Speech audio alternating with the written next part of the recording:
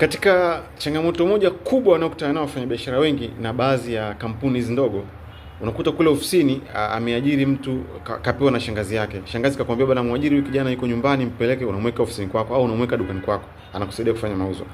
Ama umeajiri girlfriend wa rafiki yako au boyfriend wa rafiki yako.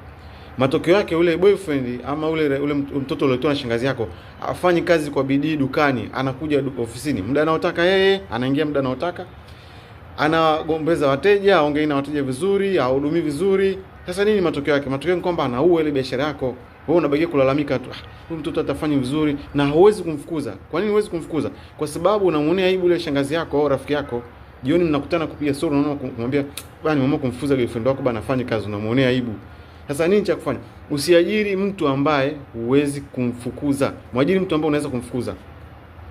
Na huo ndo msasio wetu leo. Endelea kufollow page zetu kwa tips and tricks mbalimbali.